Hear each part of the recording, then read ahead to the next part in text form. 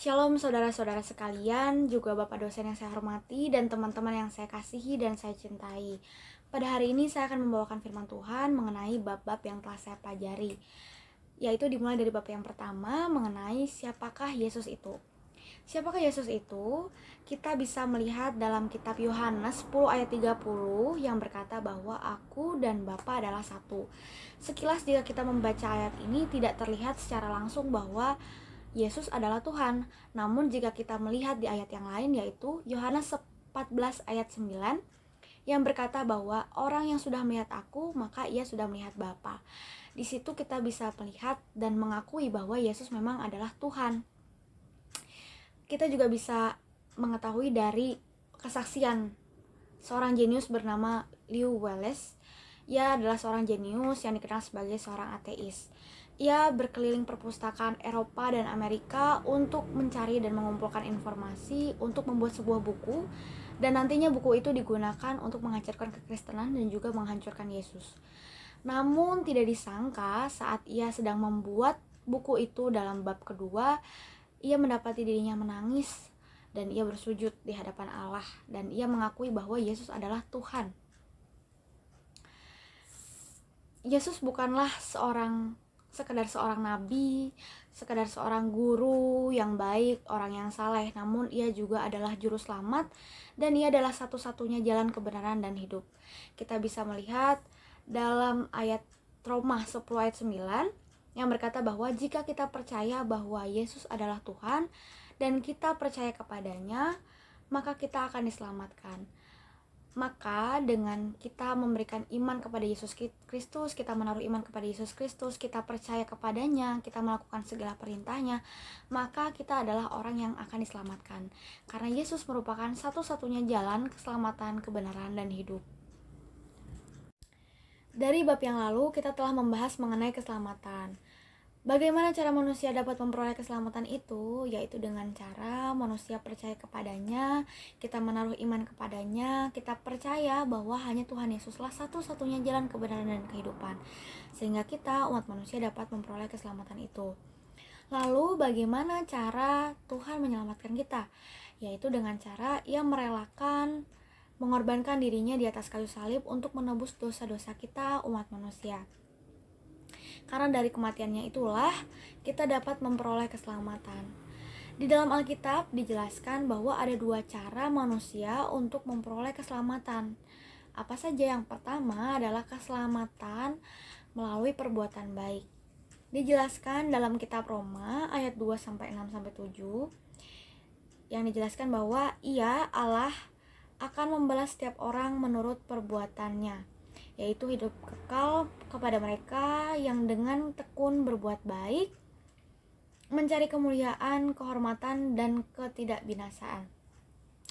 Dari ayat yang telah dibacakan tadi, kita dapat mengambil kesimpulan bahwa kita sebagai manusia dapat memperoleh keselamatan jika kita tekun berbuat baik. Pertanyaannya adalah, apakah ada seseorang yang sanggup untuk tekun berbuat baik, apalagi di era sekarang, di mana kita sebagai manusia telah memiliki banyak sekali godaan-godaan duniawi? Jawabannya adalah di kitab Roma ayat 3 sampai 10 sampai 12. Bahwa tidak ada yang benar seorang pun, tidak ada seorang pun yang mencari Allah. Semua orang telah menyeleweng, mereka semua tidak berguna, tidak ada yang berbuat baik, seorang pun tidak. Karena semua orang telah berbuat dosa dan telah kehilangan kemuliaan Allah. Lalu bagaimana caranya kita dapat memperoleh keselamatan jika telah dijelaskan di sini bahwa tidak ada seorang pun yang dapat tekun untuk berbuat baik kepada Allah? Yaitu dengan cara yang kedua, kemuliaan diberikan secara cuma-cuma sebagai kasih karunia Allah. Tuhan Yesus memberikan kasih karunia-Nya kepada kita. Ia memberikan keselamatan itu secara cuma-cuma kepada kita, agar kita dapat diselamatkan dengan cara Ia menebus dirinya di kayu salib untuk menebus dosa-dosa kita.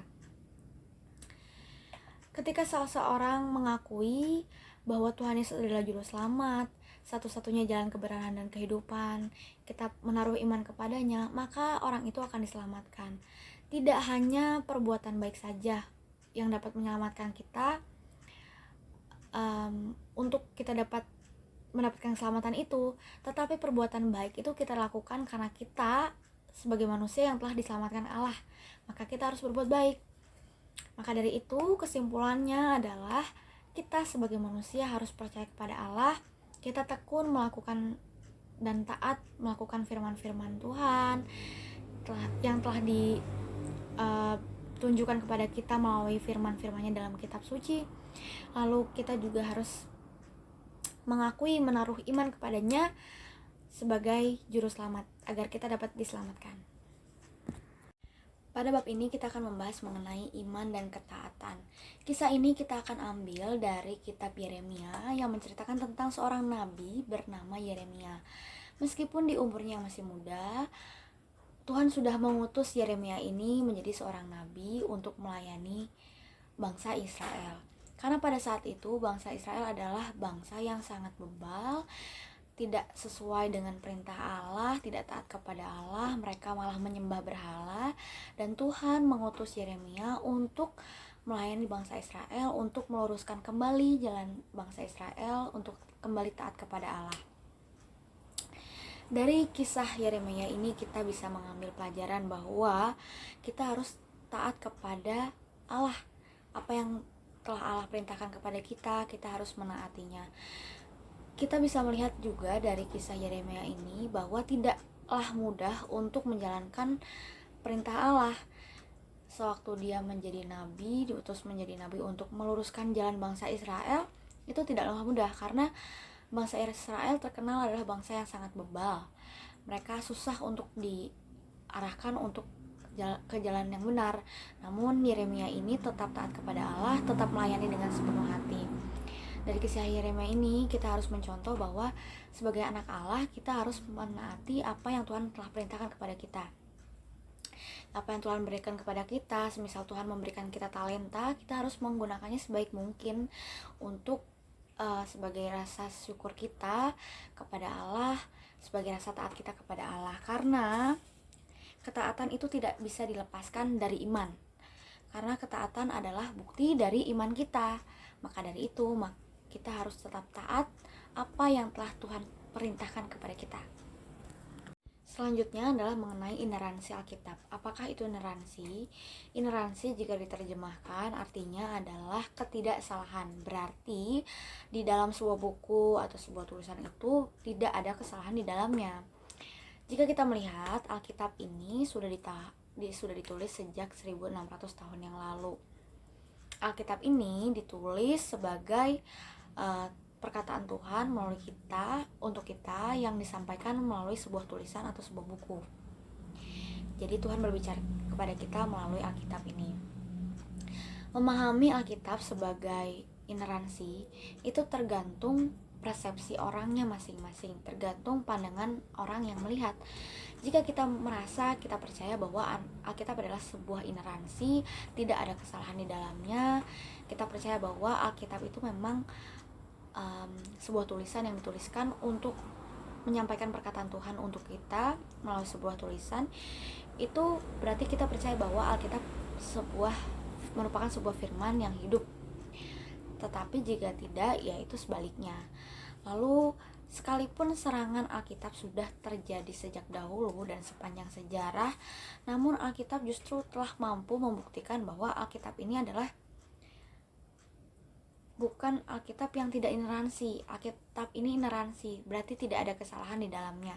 Namun yang terjadi adalah kesalahan orang yang membacanya. Umatnya sendirilah yang menjadi kendalanya. Jadi ineransi Alkitab adalah firman yang diwahyukan oleh Allah dan diilhamkan oleh Roh Kudus melalui sebuah tulisan kepada para penulisnya sebagai naskah aslinya yang memiliki kualitas yang bebas dari kesalahan atau ineransi tadi. Bukan hanya dalam moral dan kerohanian, tetapi juga termasuk hal yang berkaitan dengan sejarah, geografi, dan juga ilmu pengetahuan. Jadi kita harus percaya bahwa Alkitab ini adalah sebuah cara Tuhan untuk berbicara kepada kita melalui sebuah tulisan, dan kita harus percaya bahwa sebuah Alkitab itu adalah firman-firman Allah, apa yang telah Tuhan perintahkan kepada kita untuk kita lakukan di kehidupan kita sehari-hari. Image of God. Apakah itu image of God? Image of God artinya adalah segambar dan serupa dengan Allah. Dari semua ciptaan Allah, hanya manusialah yang memiliki kesamaan, gambaran, dan rupa yang sama dengan Allah. Hal ini disebutkan di dalam Kejadian 1 ayat 26 sampai 28. Kata yang segambar dan serupa dengan Allah ini disebutkan sebanyak 3 kali. Jika manusia diciptakan menurut gambar dan rupa Allah, maka manusia juga diciptakan mengikuti ketritunggalan. Apa itu ketritunggalan? Allah, Bapa, dan juga Roh Kudus. Bagaimana manusia itu bisa hidup? Yang pertama adalah karena rencana Allah. Hal ini dituliskan di dalam Kejadian 1 ayat 26. Yang kedua, Allah membentuk manusia dari debu dan tanah, lalu Allah memberikan nafas kehidupan kepada kita. Di Kejadian 2 ayat 27, lalu terciptalah manusia. Lalu bagaimana pandangan Alkitab terhadap manusia? Pandangan Alkitab terhadap manusia memiliki 3, yaitu tubuh, jiwa, dan roh. Tubuh itu maksudnya adalah tangan, kaki, otot, mata. Yang kedua, jiwa itu maksudnya adalah rasa yang kita miliki, seperti rasa emosi, rasa kecewa, rasa sedih, rasa sukacita. Yang ketiga adalah roh. Roh itu artinya yang nantinya akan diadili oleh Allah pada akhir zaman. Tuhan menciptakan manusia segambar dan serupa dengan Allah, berarti manusia itu memiliki kespesialan, keistimewaan. Yaitu kita bisa berbicara, kita bisa mengekspresikan sesuatu, kita bisa bergerak, kita bisa bergerak juga di dalam roh, kita bisa berdoa, kita bisa beribadah, tidak seperti makhluk ciptaan Tuhan yang lainnya.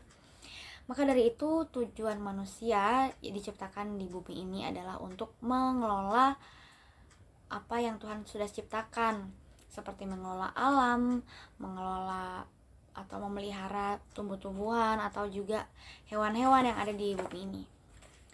Manusia diberikan tugas untuk mematuhi perintah Allah, untuk belajar, untuk menguasai dan juga mengelola bumi.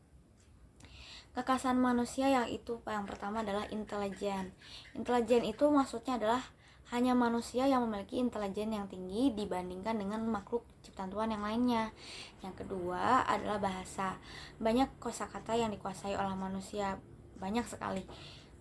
Yang ketiga adalah kreativitas. Hanya manusia yang memiliki kreativitas yang luar biasa, pikiran yang luar biasa, ide-ide juga yang banyak sekali yang luar biasa. Yang keempat, hanya manusia yang memiliki kesadaran moral. Kita dapat beretika, kita dapat punya attitude. Yang kelima, manusia memiliki emosi, memiliki rasa kecewa, rasa sedih, rasa marah, rasa sukacita, rasa senang. Allah ingin manusia memuliakan Allah.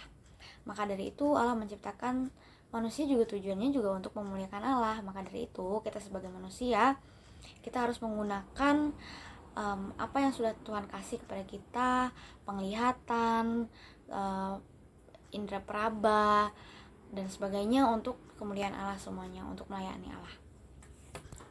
Materi yang terakhir akan kita bahas adalah mengenai teologi dan sains. Apa itu teologi? Teologi berasal dari 2 kata, yaitu theos dan logos. Theos berarti Allah dan logos berarti berbicara atau berpikir. Jadi, teologi merupakan berbicara atau berpikir tentang Allah. Teologi ini menganggap Allah sebagai sumber utamanya, manusia, alam, masa lalu, masa kini yang bersifat nyata ataupun tidak nyata, atau yang biasa disebut dengan fana. Yang kedua adalah sains. Sains adalah kumpulan pengetahuan dan proses atau cara untuk mendapatkan dan mempergunakan pengetahuan itu. Objek utama yang biasanya dibicarakan dalam sains adalah benda-benda alam.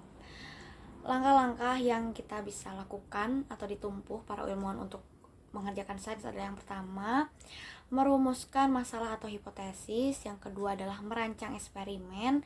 Yang ketiga, mengumpulkan data. Yang keempat, menganalisis. Yang kelima adalah mengambil kesimpulan.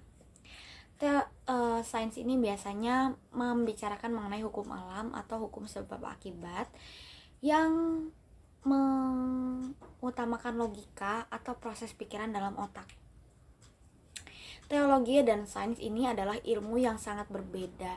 Jadi teologi dan sains ini tidak bisa dibandingkan gitu. Karena bahkan dalam sains terdapat bilangan real dan bilangan imajinasi. Allah itu maha besar. Dia di luar dimensi yang kita kenal. Hukum Allah diciptakan oleh Allah. Hukum Allah itu tunduk kepada Allah artinya. Beberapa kegiatan di mana Yesus melampaui hukum Allah. Maka dari ini kenapa teologi dan sains itu memang tidak bisa dibandingkan karena sangat berbeda cara berpikirnya. Kita bisa melihat dari kisah-kisah Tuhan Yesus, yaitu Yesus yang berjalan di atas air. Dalam fisika mungkin itu tidak masuk akal. Teori sains fisika tidak masuk akal. Yang kedua, kisah Tuhan Yesus mengubah air yang menjadi anggur. Itu melibatkan kimia. Tidak masuk akal juga jika kita melihatnya melalui sains. Yang ketiga, Lazarus bangkit, mengenai biologi. Jika kita melihat juga tidak akan masuk akal jika kita kaitkan dengan sains. Yang keempat adalah Tuhan Yesus memberi makan 5.000 orang. Jika kita melihat Tuhan Yesus bisa memberi makan 5.000 orang hanya dengan 5 roti dan 2 ikan, jika kita logika itu tidak mungkin terjadi karena dengan orang sebanyak itu dan makanan sesedikit itu tidak akan bisa. Namun itu memang sudah mukjizat Tuhan. Maka dari itu mengapa teologi dan sains itu tidak dapat dibandingkan. Lalu banyak kejadian yang tidak masuk akal, namun itulah yang termasuk kebesaran Allah. Allah bisa menciptakan yang tidak ada menjadi ada, atau biasa kita sebut dengan mukjizat. Apa yang tidak mungkin, apa yang tidak bisa terjadi, apa yang kita pikirkan sepertinya kalau begini nih gak mungkin, gak akan bisa, tapi Tuhan bisa menjadikan itu menjadi bisa atau menjadi ada. Di dunia ini Allah memberlakukan hukum alam yang terjadi. Dalam saat tertentu Tuhan juga mengizinkan hukum alam dilampaui dengan maksud untuk memuliakan nama Allah. Sains tidak dapat menjawab ilmu teologi. Teologi itu tetap benar, sains itu ilmunya terbatas. Namun teologi itu tidak terbatas, jadi sains itu tidak bisa menjelaskan teori teologi. Iman berperan, bukan logika. Jadi iman berperan dalam teologi ini, tidak logika. Jika sains itu lebih ke logika, namun teologi ini lebih ke iman yang berperan di dalamnya. Karena kita percaya bahwa Tuhan Yesus mampu, makanya tidak bisa dibandingkan dengan sains. Bahkan para saintis perlu juga mempelajari teologi, termasuk kita, untuk juga mengenal Tuhan. Ucapan dari kesukaran kedua manusia terpopuler sepanjang peradaban manusia, yaitu yang pertama Isaac Newton. Isaac Newton percaya juga bahwa Alkitab adalah firman Allah. Yang kedua adalah Albert Einstein. Dia percaya bahwa semua makhluk jenis apapun itu ciptaan Allah.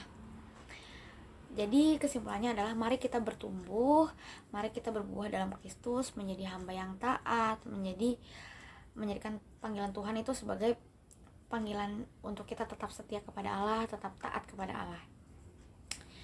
Sekian materi firman Tuhan yang dapat saya sampaikan. Apabila ada kesalahan yang saya sampaikan dalam menyampaikan firman, saya memohon maaf sebesar-besarnya. Saya harap firman yang tadi saya jelaskan tadi bisa menjadi rema untuk kehidupan kita sehari-hari. Tuhan Yesus memberkati.